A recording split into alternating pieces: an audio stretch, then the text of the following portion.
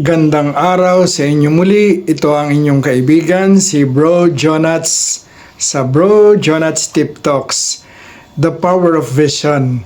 Alam mo, naniniwala talaga ako na pagka ikaw ay may pangitain, unknowingly, what you do each hour of your life is geared towards the achievement of that vision. Alam mo, marami akong vision. At ang isa sa aking naging vision ay magkaroon ako ng isang property sa may Tagaytay. Actually, sa araw-araw na aking buhay, ako'y nagtatrabaho, ako'y nagsisikap. Unknowingly, yung akin palang ginagawa ay nakatuon sa pagkamit ng aking pangitain. At dumating nga yung pagkakataong nakatingin ako sa computer, merong nag-splash na isang announcement nakalagay doon, "Do you want a place in Tagaytay?" Eh di nung nakita ko, sabi ko, hindi ko kaya kasi for so many times nagtatanong ako ng mga property kasi gusto ko lang libangin dahil mayroon akong pangarap. Pero pag nalaman ko kung magkano yung presyo, hindi ko kaya, ay humihinto na ako. Pero this time sa computer nakalagay, "Do you want a place in Tagaytay?" Eh di siyempre sasabihin ko sa sarili ko, ito na. Kaya tumawag ako doon sa nag-anunsyo. Tinanong ko, hindi raw pwedeng maliit lang ang cut, malaki. So therefore, yung halaga ay malaki din, ano? Pero sabi ko, saan ba yung place na yun? Actually, it's a 180-degree view of the Taal Volcano, pero sa Talisay, Batangas. Pero nung nakausap ko nga, sabi ko, pwede ba ganito lang kaliit? Sabi nila, hindi pwede. So sabi ko, hindi siguro ito para sa akin. Kaya lumipas na naman ng isang taon. Sabi ko, mahirap naman kung hindi talaga para sa akin. So mahirapan ako magbayad, no? After 1 year, nag-flash na naman yung announcement. So naisip ko, baka ito kaya ay para sa akin. So sabi ko, kausapin ko kaya yung nagpa-announce, "Do you want a place in Tagaytay?" So tinawagan ko at nakipagtipan ako na I will visit the place. I learned it is not in Tagaytay but it's in Talisay, Batangas. So tiningnan ko kasi nama ko ang family ko at tiningnan namin ang lugar.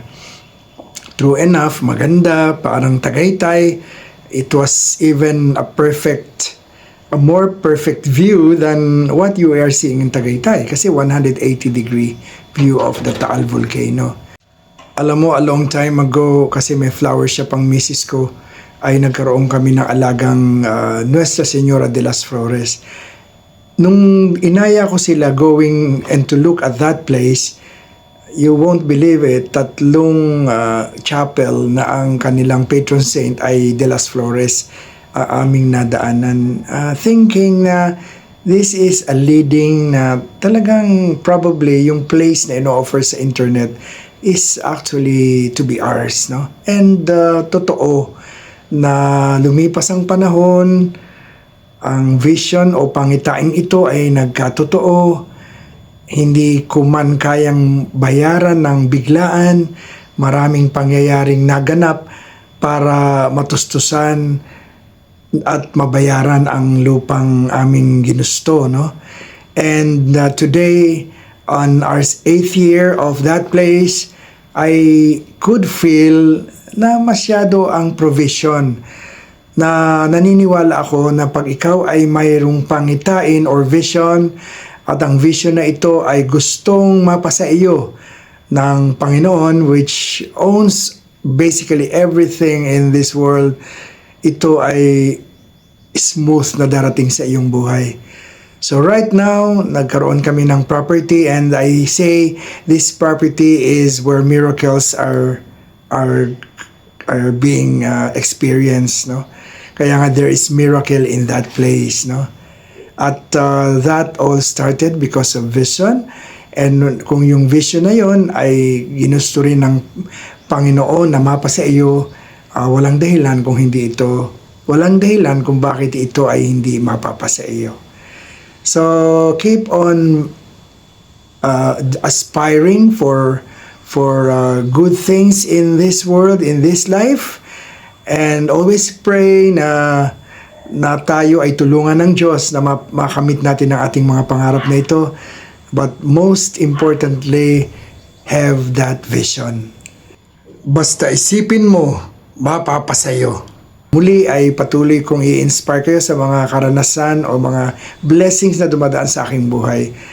This is your friend, Bro Jonats, sa isa pang Bro Jonats Tip Talks. Have a nice day.